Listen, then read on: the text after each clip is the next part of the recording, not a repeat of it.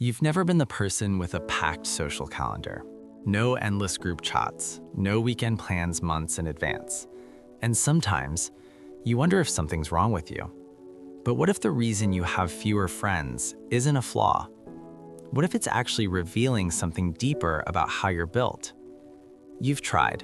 You go to events, you make small talk, you smile, you engage. But by the end of the night, you're exhausted. Not because people are bad, but because something about it doesn't fit.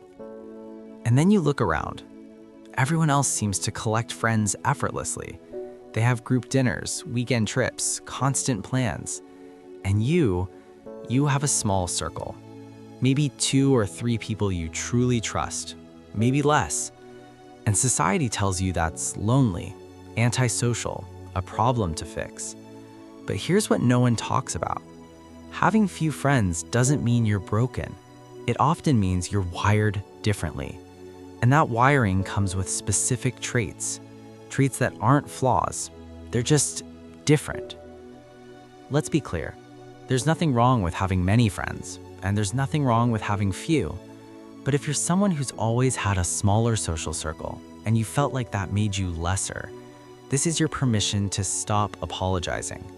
Because what you're about to learn is that people with few close friends often share traits that psychology recognizes as signs of something specific, not disorder, not dysfunction, just a different way of being human. Before we explore the traits, you need to understand something about how the brain processes social connection. Most people assume everyone needs the same amount of social interaction, but neuroscience shows that's not true. Your brain's reward system, specifically the areas involving dopamine and oxytocin, doesn't respond to social quantity the same way for everyone. For some people, many friendships activate reward, novelty, stimulation. For others, depth activates reward, meaning, intimacy. This isn't choice, it's neurobiological temperament, and it shows up in specific patterns. Trait 1. High sensory sensitivity. People with few friends are often highly sensitive to stimulation, not emotionally fragile, sensorially aware. Loud environments drain you faster. Crowds feel overwhelming, not because you're anxious, but because your nervous system processes more information from every interaction. In psychology, this is linked to sensory processing sensitivity, a trait identified by Dr. Elaine Aron. Your brain notices subtleties others miss: tone, body language, unspoken tension, which makes surface-level socializing exhausting because you're processing layers most people don't even register. Trait 2. Selective attachment. You don't bond easily, and that's not coldness, it's discernment. In attachment theory, this relates to selective bonding, the tendency to form fewer but deeper attachments. Where some people can feel close to many, you need time, trust, proof of safety before you let someone in. And when you do, you're all in. But that process can't be rushed, which means most acquaintances never become friends. Not because you don't care, but because your brain's attachment system requires depth to activate. Trait 3. Internal validation system. You don't need constant external validation. This is linked to what psychologists call intrinsic motivation, the ability to self-validate. Most people need regular social feedback to feel valued, but you derive worth from internal alignment, from doing what feels right, creating what matters to you, living according to your values, which means you don't need a large friend group to feel like you matter. You validate yourself. And while that's psychologically healthy, it also means you don't seek people out just to feel seen. Trait 4.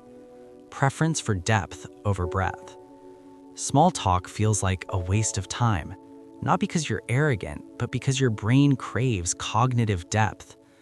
Research on personality shows that people high in openness to experience and certain types of introversion prefer fewer, richer conversations.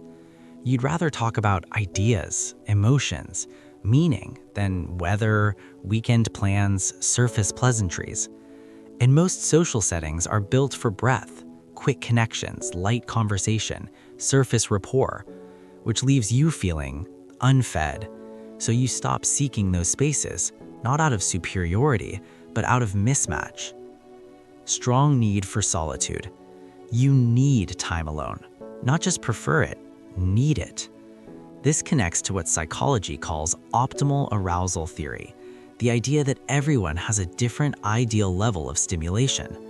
For you, too much social input pushes you past your threshold, and solitude isn't loneliness, it's regulation. It's where you process, recharge, return to yourself. And because you need this so deeply, you protect it, which means you say no to things that would drain it, not because you're antisocial, but because you're self-aware. Here's the model that ties this together. Think of social connection like food. Some people are grazers. They need frequent small meals, constant social snacking, many light connections throughout the day, and that works for them. But you're not a grazer. You need fewer meals, but they have to be rich, substantial, nourishing. And if you're forced to graze, you'll feel hungry, even while eating, because it's not the amount, it's the depth. And once you understand that, you've stopped judging yourself for needing less and start honoring what actually feeds you.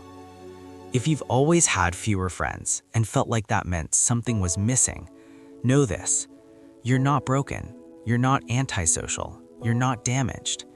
You're just built for depth, for meaning over quantity, for a few true connections over many shallow ones. And that is not a flaw, it's a feature. So stop apologizing for your small circle, stop forcing yourself into spaces that don't fit, and start trusting that the right people will meet you in the depth you need. Not many, but enough. And that is more than enough.